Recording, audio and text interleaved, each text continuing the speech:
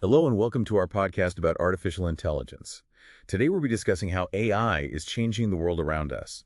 And one of the really big shifts we're seeing, it's in social engineering. Now, forget complex coding exploits for a minute. Social engineering, fundamentally, it's about human psychology. Exploiting those tendencies. We all have trust, fear, respecting authority.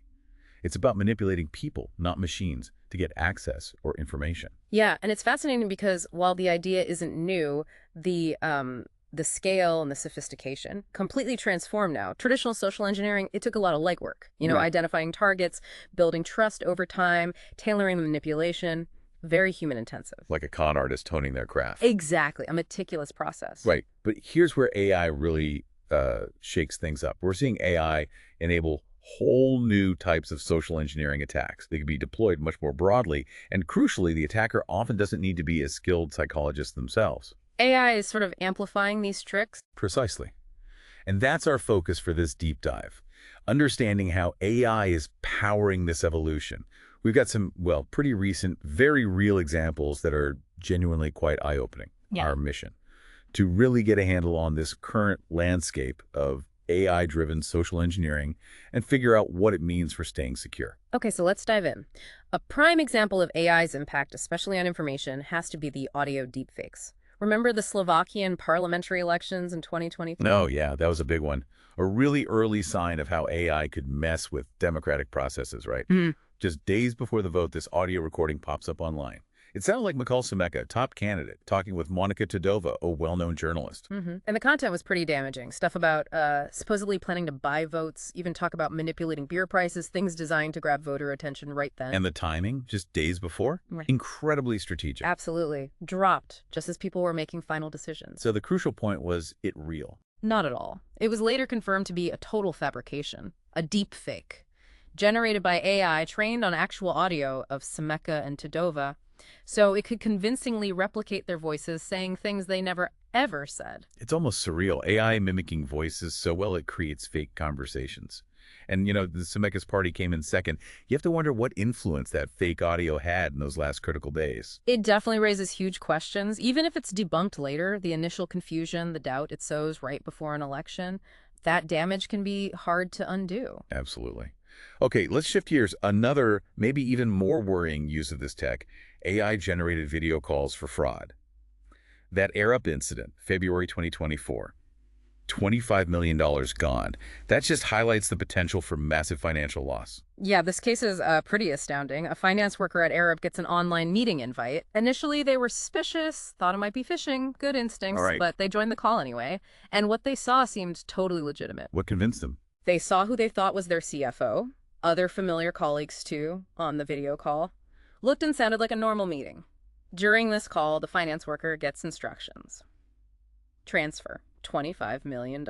Oh, Believing it was a direct order from senior leadership, they did it. They made the transfer. 25 million. That scale is just immense. And the really chilling part, who else was actually on that call? That's the kicker. The finance worker. They were the only real person there. No way. Yes. Everyone else, the CFO, the colleagues, all sophisticated AI-generated deepfakes, real-time video and audio. Unbelievable. And the money, of course, went straight to the fraudsters. It's a huge leap in sophistication, moving beyond just text or audio fakes. A virtual room full of AI con artists. That's something else. Okay, moving on. An attack that hits closer to home emotionally. AI voice cloning for ransom demands. You mentioned U.S. Senate testimony from 2023. Sounds terrifying. It really is. This case shows how a familiar voice can just bypass all our rational defenses. A mother gets a phone call. It sounds exactly like her 15-year-old daughter. Oh, no. And she hears her daughter's voice, sounding distressed, saying, "Mom, these bad men have me." Then a man's voice gets on, demands $1 million ransom, makes threats. Oh, my God. As a parent, Yeah. the panic must be instant, overwhelming. You'd believe it immediately. Exactly. She was terrified, absolutely believed it was her daughter. It was only later they found out the daughter's voice was cloned using AI. So it wasn't her child at all. No, just a chillingly accurate imitation designed specifically to exploit that deep parental anxiety. It shows how AI can weaponize our emotional bonds. These examples just keep getting more disturbing. Okay, let's shift slightly. How is AI making more common threats worse? Like phishing, those fake Facebook emails we all get. Yeah, unfortunately, those basic phishing emails, they still work surprisingly often. You know, the ones playing on fear, your account will be locked, or curiosity, click this weird link. People click. Right. Click the link, fake login page, enter your details, boom, account compromised. So how do AI chatbots make that worse? Well, attackers are now integrating AI chatbots into the flow. So you click the link in the fake email, maybe one warning about account closure. Instead of just a static fake login page, you might get what looks like a real Facebook support window popping up. Like a live chat. Exactly. You click to appeal the closure, and you're interacting with an AI chatbot, not just filling a form. This chatbot then guides you through a seemingly real support process that ends with it asking for your username and password. Ah, I see. The real-time interaction, the urgent language act now, it makes the scam feel much more convincing. It's not just a fake page anymore, it's a fake interactive experience. That adds a whole new layer of believability. Okay, now let's think bigger picture. AI deepfakes in information warfare. That Zelensky deepfake video in 2022, that's a stark warning. Yeah, that happened pretty early in the conflict. A really compelling example of AI as a potential disinformation tool on a huge scale. A fake video appeared, seemed to show President Zelensky urging Ukrainians to surrender, Yeah. to lay down their arms. Right. The goal seems obvious. Crush morale, influence the conflict. Precisely. It was even broadcast on a hacked Ukrainian TV station, Ukraine 24, and then spread online fast. But wasn't there something off about it, technically? There was. Analysts pointed out flaws, like the head size looked wrong, the angle was unnatural. These imperfections probably made some viewers suspicious. Okay, so not a perfect fake, but even flawed, you can see the potential damage. Like we said earlier, maybe the goal isn't always perfect deception, but just sowing chaos, making people pause, question what's real. Exactly. Especially in a conflict situation, that confusion, that moment of doubt can be strategically valuable in itself. It forces people to spend time verifying, slows things down. These examples, election interference, massive fraud, deep emotional manipulation, they really paint a worrying picture of how the threat landscape is changing. And the core issue is still social engineering, exploiting us, humans. That's absolutely right. Our natural instinct is to trust what we see and hear, especially if it seems to come from someone familiar or someone in authority. AI now lets attackers exploit that trust with just unprecedented sophistication. It amps up the volume, the variety, the speed of these attacks. So faced with this evolving threat, what can we actually do? You mentioned a 3-point action plan. Let's break that down. What are the recommendations? Okay, first step, awareness. Crucial.